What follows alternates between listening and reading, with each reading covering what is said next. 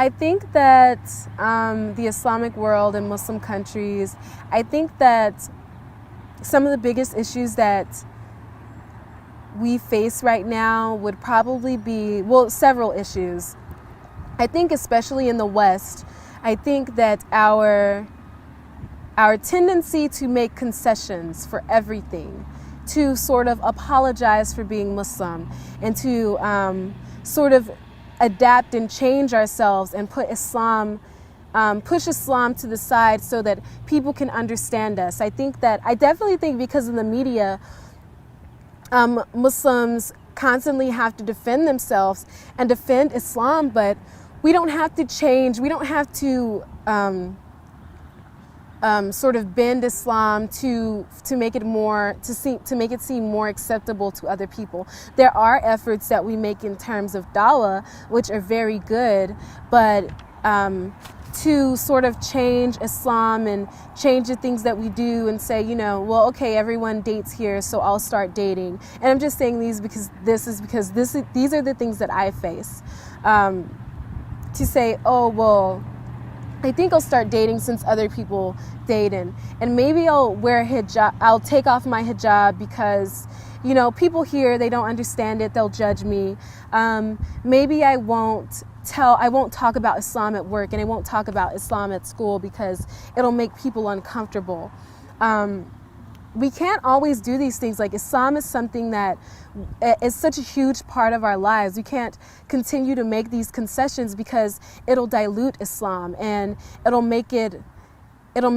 essentially make it non-existent in the West and in these different places. Just because someone doesn't understand something doesn't mean that we have to change who we are and where we come from and make it more acceptable to them. We can't do that with Islam because it's such a huge part of who we are.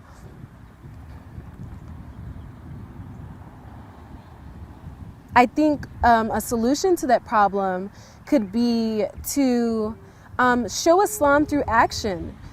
Make good dawah. Show Islam through action. This is something that I struggle with because I'm not necessarily always the best Muslim. But I think that if we're kind to others, if we're respectful to others, they definitely notice. And they sort of, the more good Muslims, the more polite Muslims, the more faithful and accepting and open Muslims. That's very important, being open to other people, no matter what their religion is, being respectful to them. The more that they have these positive experiences with Muslims, the more that they'll sort of feel like, oh, well, Islam may be a good thing. Muslims aren't what the media portrays them to be. Muslims are kind and accepting. But we can't sort of we have to be careful when we do that, because we can't sort of take Islam and say, oh, well, I'm Muslim, but I'm also the greatest epitome of pop culture. I wear jeans and I listen to, I like Justin Bieber too, and I do all of these different things.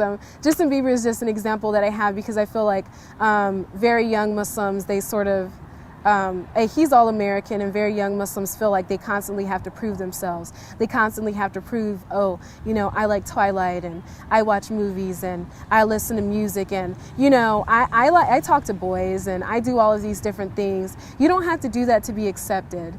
Islam is something that any person with any logical sense would accept, the beauty of Islam and everything that Islam represents. I think another issue in the Muslim world is this sort of racism and this arrogance and nationalism. It's dividing the ummah. Islam knows no particular race. Islam knows no particular nation. No matter what country you are from, it doesn't mean that your country is better than another country. And although we can celebrate the diversity that is in Islam and all of the different cultures that we have, and the clothes and the languages and the different food that we eat, there's no language or food or culture or article of clothing. I mean, these are such menial things. These are not the things that are most important in Islam, and there's no one culture that is superior to another culture. And if we continue to fight over whose language is best and whose culture is best, and we continue to separate and isolate ourselves from each other, we'll just become more divided as a community. We definitely need to be more open to educating ourselves about other cultures. We need to be less prejudiced to people of other orientations, of other sexes, of other ethnicities, of other colors. We need to be more accepting to these people and see that Allah subhanahu wa ta'ala has created, He's put this beauty in everyone of creation. When you say that your ethnicity is better or your color is better than another person's color, Allah subhanahu wa ta'ala created that person. What are you saying about what He has put on this earth? Are you saying that it's not good enough?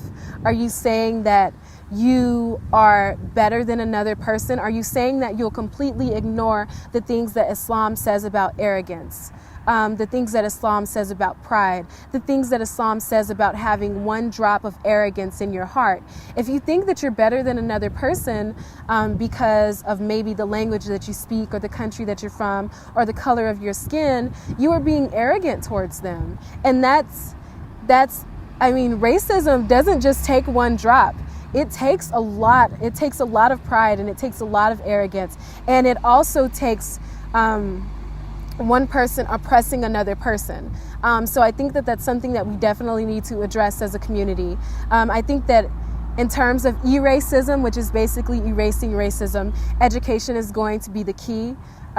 It's going to be very important. If a person makes these assumptions about someone else based on what they've been taught or what they believe that may not necessarily be true, they need to be educated about the beauty of different cultures and about the nature of people in general, and seeing the race as one. There's only one race, the human race. There's not different races. There's only one race. And I think it's very interesting because, especially in the West, Muslims are judged all the time. There's so much prejudice towards Muslims around the world, and so much animosity towards Muslims, and a misunderstanding and misconceptions towards Muslims around the world. So if we know what it feels like to be oppressed, if we know what it feels like to be judged by someone because of the way we look, something that we can't even control, the color of our skin, the heritage and the culture that we take pride in, if we're judged by someone based on that, and our religion of all things, if you know what that feels like, how could you go and do that to someone else? Whether they be Jewish, or whether they be Buddhist, or whether they are Hindu, or whether they're Christian. We can't judge them. This is not good dawah. We can bring people to Islam by being accepting of them. And we can bring the Muslim community closer together by being more receptive and being accepting of Muslims, no matter how they look or where they come from.